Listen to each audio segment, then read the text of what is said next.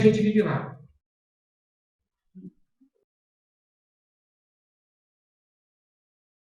A gente aí foi buscar no direito, tentando subverter o direito brasileiro, pegando a ideia de reserva indígena, que não serve para branco, serve para índio. Né? Onde a terra é comunitária. Né? A terra do índio pertence à União, e demarca para aquele povo indígena, segundo uma identidade. A gente diz que os seringueiros tinham uma identidade própria. Então, podia criar uma reserva também. Então, o governo demarca e eles fazem a autogestão. Essa é a proposta da reserva extrativista. Veja bem, o Chico dizia, eu não quero terra. O Chico vai aprovar em 84, está lá no Congresso Nacional dos Trabalhadores Rurais, em Brasília. Que a reforma agrária tem que respeitar o contexto sociocultural específico das regiões. Então, não tem que sair dando terra para todo mundo. Em certo lugar vai ser um ponto de pasto. Em outros lugares vai ser reserva extrativista. Entendeu? Talvez a reserva extrativista até encaixe bem no fundo de pasto, como recurso, né? Usando a mesma figura. Mas aí tem que avaliar. Então, você vê como o movimento está contando saídas. Se você chegar com uma visão colonizadora, tem que ter reforma agrária, divisão de terra. Não é isso? Você acaba não vai entender nada disso. Né? Eu acho que a gente está diante, acho que muitas vezes o problema está muito mais em nós, de uma visão colonizadora nossa, uma visão que a gente já vai pronto e não consegue aprender com essas experiências.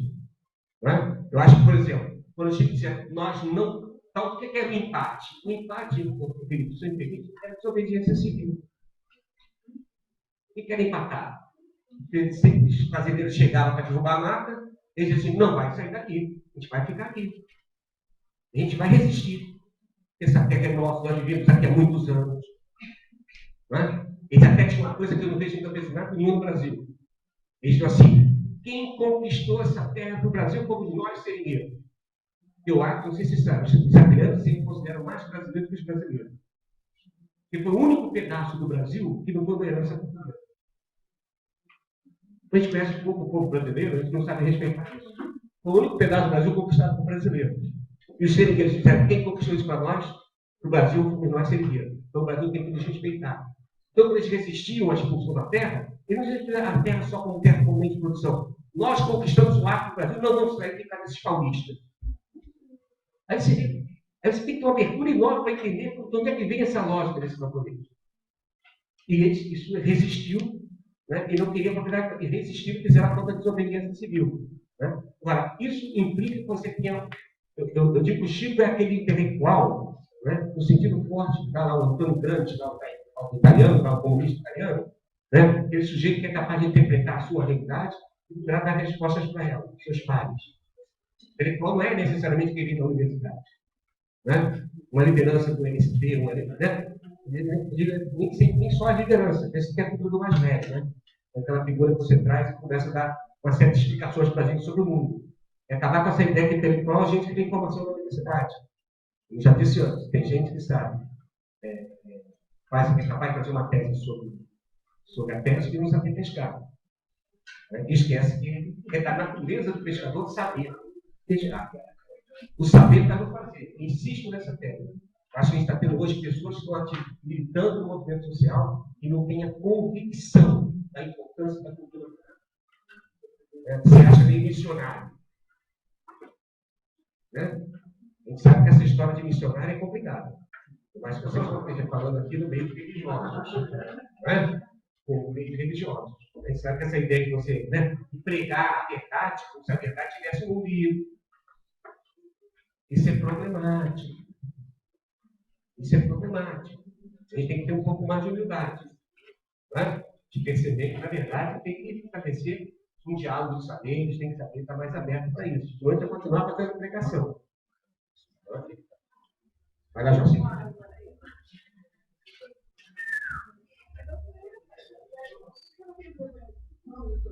Um pouco de água, né? Isso faz bem. Deixa dizer que, na verdade, eu sou discípulo do Humphrey Bogart, aquele criador de Casablanca, escrevia, agora não tem tempo, né? Mas ele dizia que todo homem nasceu 2 doses abaixo do normal. Uma crise está complicada, mas 2 é informada. Você pode ver que toda religião, né, dificilmente alguém tem Deus caído. Pode notar isso, dificilmente alguém tem Deus caído, tem um homem de Deus. Deus tem que ter a alteração do estado de consciência.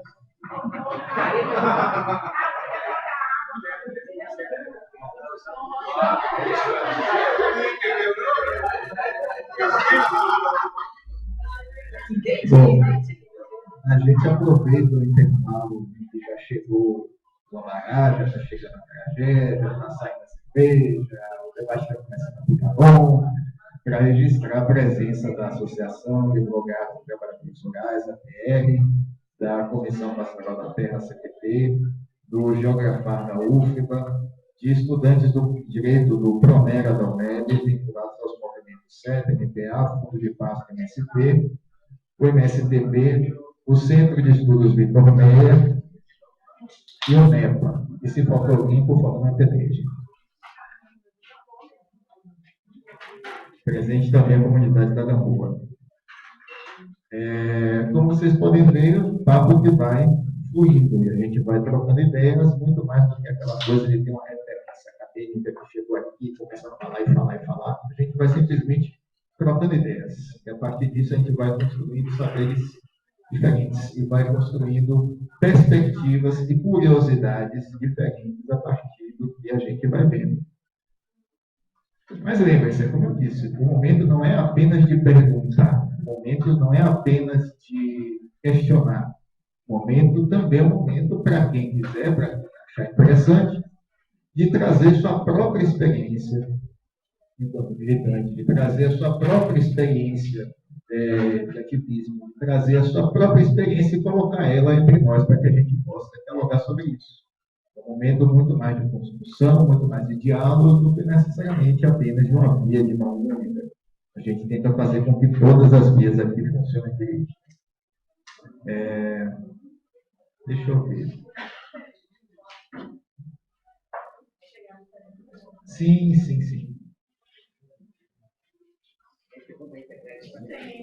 Pois é, tem gente perguntando já na internet, o negócio aqui está chique, o negócio aqui está elegante, pergunta chegando pelo WhatsApp, pergunta chegando por tudo quanto é canto, enfim, está um negócio impressionante. Mas vamos fazer o seguinte, eu me lembro que alguém levantou a mão aí no fundo, que estava querendo falar. Deixa eu ver quem é. Você está ocupado pegando bará e cerveja. Acho que está ocupado pegando bará e cerveja. Juliana quer falar.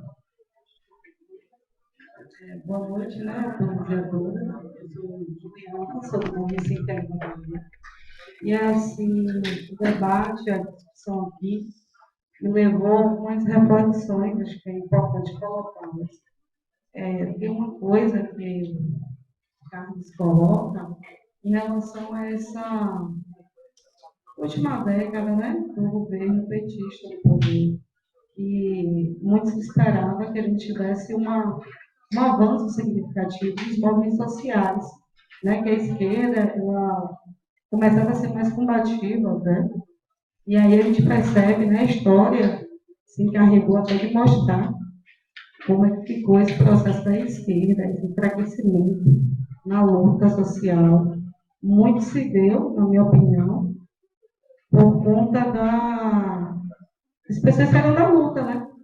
As pessoas começaram a fazer luta em outra dimensão que não seja um movimento popular, dentro das organizações populares, e aí a cabeça acabou pensando dentro dos gabinetes. Por aí. E aí eu vou colocar um pouco da nossa experiência de luta nesse período.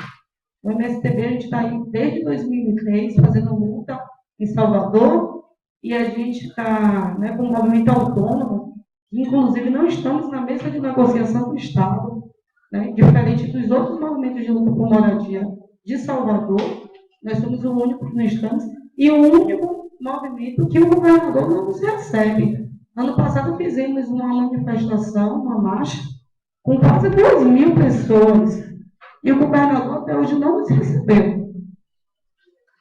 Então tem esse perceber a luta a partir de outro olhar. A gente teve uma coisa que você chama atenção, e que aí a gente, dentro de um movimento urbano, sofremos muito isso, na pele, quando você coloca que muitas vezes o assentamento, ele cria outro tipo de relação, que, né, eu compreendi da seguinte forma, que muitas vezes enfraquece a construção da identidade que era construída dentro da luta para garantir a terra ou o território, né? Ele é enfraquecido, porque eu acho que o poder e a luta é o que essencialmente educa. Educa no processo de consciência. Né? A gente vai, nas trocas, com os nossos pares, dentro desse processo de luta, é que vamos evoluir. Não há como ter consciência de classe, solidariedade de classe fora das lutas. E aí, dentro do movimento urbano, né, de luta pela casa, a gente teve um advento, que é o Minha Casa Minha Vida, esse programa do governo federal, né, que favoreceu muito mais a especulação imobiliária e os setores financeiros, as empreiteiras e as empresas de moradia e os donos de terrenos dentro de Salvador, e no Brasil todo, dos movimentos de luta. Né? A gente teve uma considerada baixa e refreamento dentro dessa luta quando a gente passa uma comunidade para os conjuntos habitacionais. As relações elas começam a mudar. E não é só porque a pessoa ganhou o seu apartamento, está dentro daquele seu espaço, daquela sua, como eles colocam, da moradia digna. Né? Que para nós é uma moradia indigna, porque aí só considera moradia a partir das 4 paredes. E aí, eu me lembro muito bem que quando eu fui, sabe, de ocupação, que foi para dentro de conjunto habitacional, a primeira coisa que a representante do governo, via Caixa, responsável por organizar o processo, para burocratizar as ocupações, era o seguinte: esquece o movimento social, porque agora vocês estão dentro do empreendimento.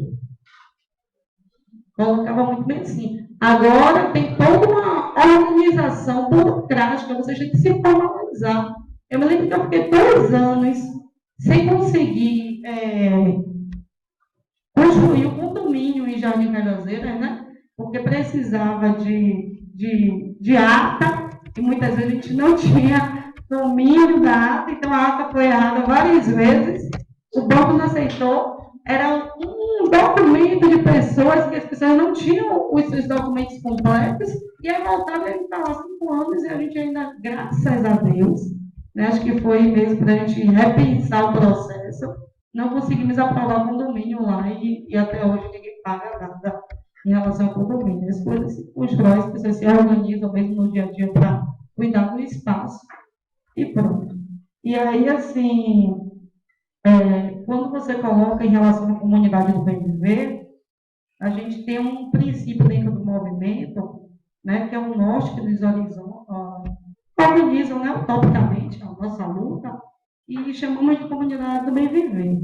Há pouco tempo a gente vem discutindo isso mais a nível de América Latina, com os indígenas, mas antes, lá em 2004, quando se começa a discutir isso dentro do movimento, a gente tinha uma abordagem diferente.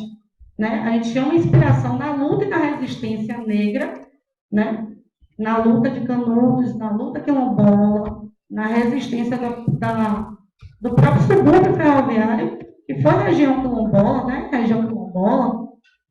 E nessas inspirações a gente constrói uma nova sintonia de fazer luta, que é um norte e um horizonte, que é a construção da comunidade do bem viver. Estava no debate ontem, um grupo apresentando um movimento, e aí um colega nosso falou o seguinte: se fosse só pela casa, eu não teria tesão de fazer movimento, não estaria nesse movimento. Né? Porque a gente tem uma outra dimensão, a gente precisa mudar a realidade, mudar, organizar a classe, né? Nos organizar enquanto classe social, para criar uma outra alternativa de sociedade. E aí, dentro disso, eu também, você está falando, me lembrei de um depoimento de uma companheira, que é do Quilombo Quinguma, né? E ela dizia, na discussão, ela falava o seguinte: olha, não tenho como sair desse espaço, Né? Eu, enquanto quilombola, não existo sem o meu território. Eu não estou solta no mundo. Né? Aqui viveram meus antepassados, aqui se construíram luta. Nesse chão derramaram esse sangue. Né? Esse chão ele está impregnado de sangue dos meus antepassados. Né? Que vai muito mais por essa questão mesmo da gente perceber a própria luta pela cidade como uma luta pelo nosso território. Né? Assim como os quilombolas fazem, assim como os indígenas fazem, e sim também a galera que está no urbano, construindo essa perspectiva de luta pelo território. Um território que ele é negado, né? Só negado a gente aí, por várias estratégias do capital. E quero colocar também uma, você falou aqui, eu anotei, que acho que anotou aqui, que é a questão que o direito à vida está acima da lei, com certeza, né? O direito à vida. Se a gente respeitasse, primeiro, né? Está lá no artigo 6º, que temos direito à moradia, mas está lá também dizendo que tem direito à propriedade privada. Né? Se as pessoas têm direito, seu direito essencial à moradia, não há outra coisa que a gente pode fazer para garantir isso, para lutar. Né? A gente tem que moradia digna, né? Que não é a casa, não é as 4 paredes. Não há outro meio que não seja lutar. Né? A gente não tem outro caminho. A gente vive numa sociedade conflituosa, que nós somos oprimidos, e a gente não tem outra saída. Lutar não é escolha. Nesse país, né, nessa cidade, ninguém escolhe lutar. Agora eu vou sair da minha casa e vou fazer luta. Não. Você é levado pelos contrastes, pelos conflitos sociais. A única dimensão é a luta, é a organização. Aí quando você coloca que a luta também ela está, é parte principal, a luta está acima da classe, com certeza. A luta é só um processo de luta que vamos avançar. Isso.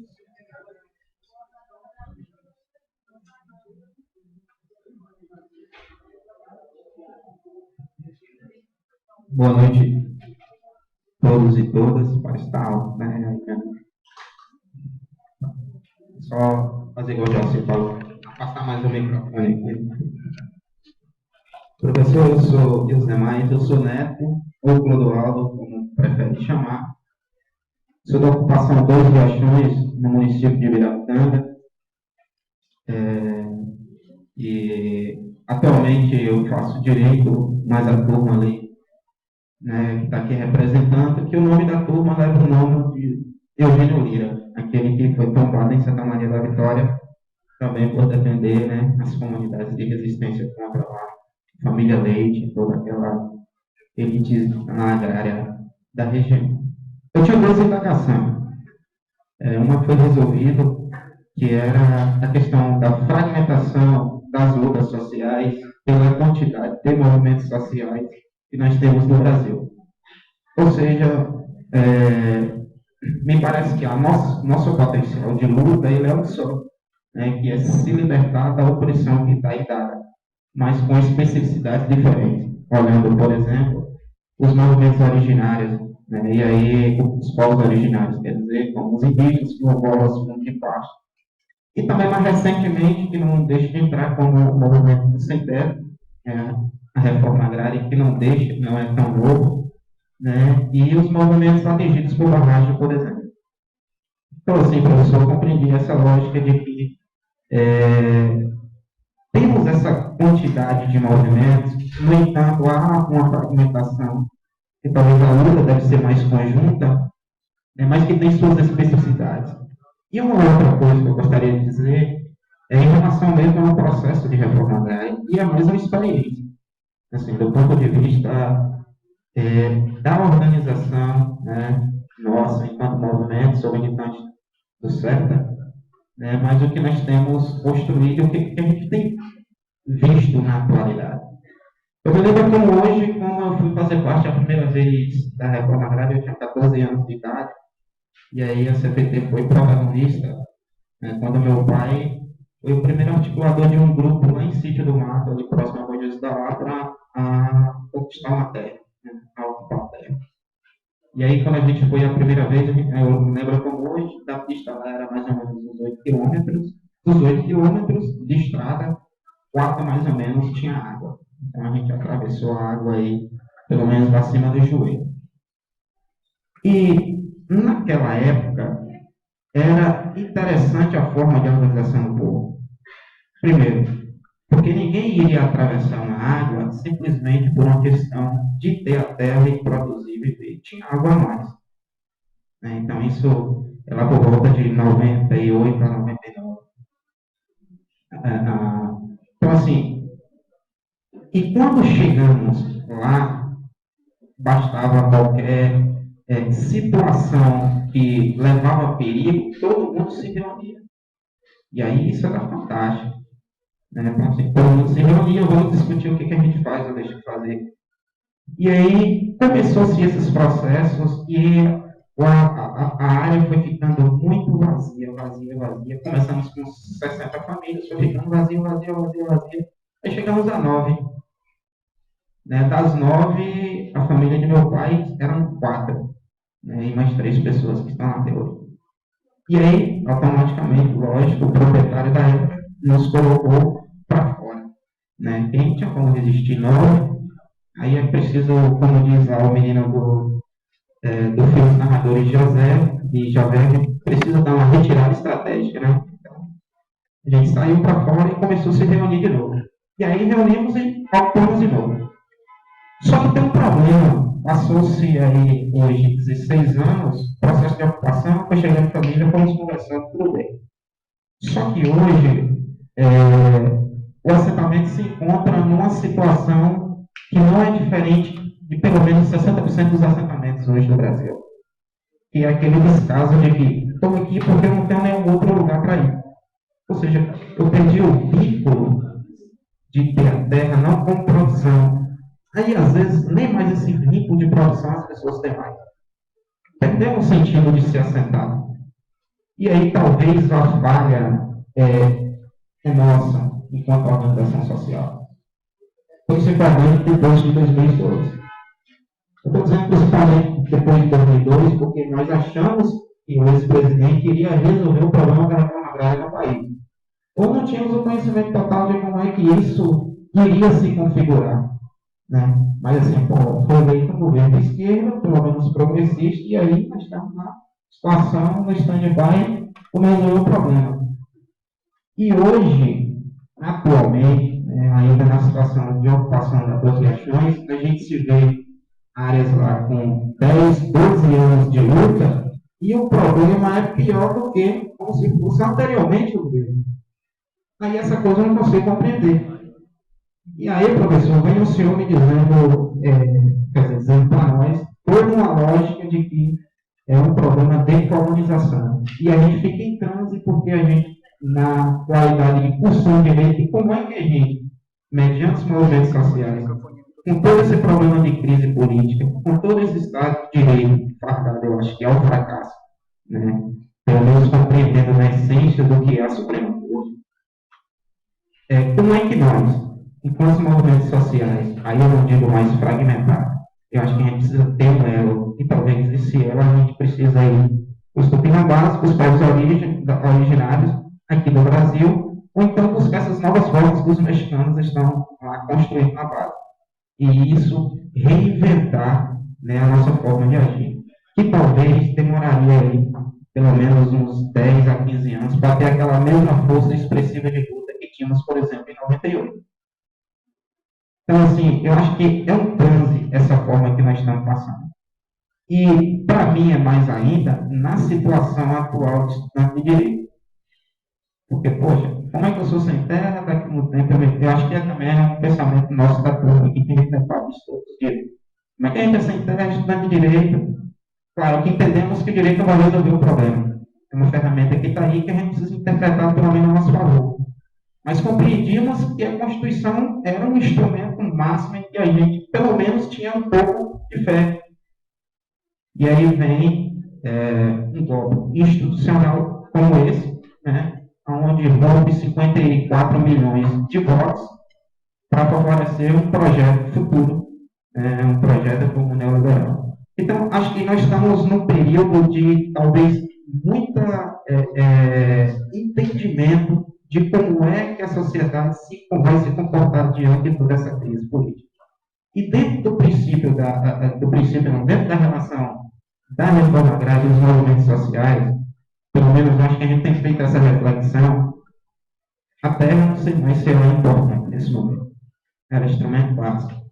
Nesse momento, eu acho que a importância é entender que conceito de terra, talvez que conceito de vivência a gente precisa discutir de agora em diante.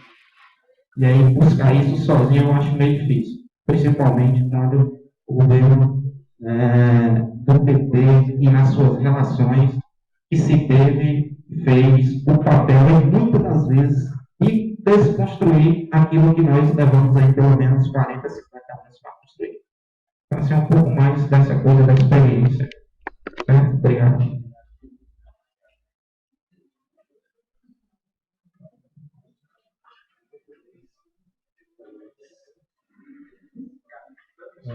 Boa noite, companheiros. Eu sou o Rubem, da CPT, Comissão Parcela da Terra. Eu tenho a impressão, Carlos, que um dos eixos, se não o eixo da sua interpretação, é a segunda contradição, a do capital com a natureza. Talvez a primeira nos tenha levado a achar que a tomada do Estado nos levasse a revirar o processo e essa tão nova sociedade pudesse vir com o controle da institucionalidade do Estado, dos três poderes, etc. Até dos conselhos de partidos, ou os conselhos de participativismo sem participação da sociedade, coisas por aí. Ou que por esses caminhos ou descaminhos a gente estivesse construindo o que é o sonho de outro mundo, de outra sociedade, de outro relacionamento. A segunda contradição, ela é confirmada, de certa forma, pelo que está acontecendo. A voracidade do capital sobre o que ainda existe de reservas naturais, bens que possam se tornar capital. E vão desde os minérios, da terra de lavrar, terra agricultável, da água, da biodiversidade, das correntes de vento. Quer dizer, o que sobrou de natureza, que ainda não foi decutida e recapitulada, isso faz com que o sujeito que está sobre, ou próximo, ou detém isso que ainda sobra da natureza, se torne sujeito político.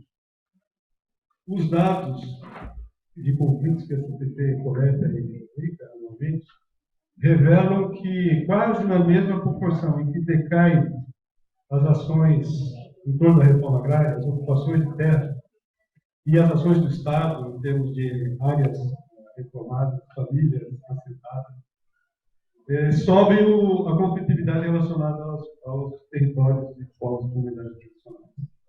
Aí, muito mais porque eles são afetados, impactados por essa voracidade, do que porque eles têm a iniciativa de retomada, de reaver seus territórios perdidos.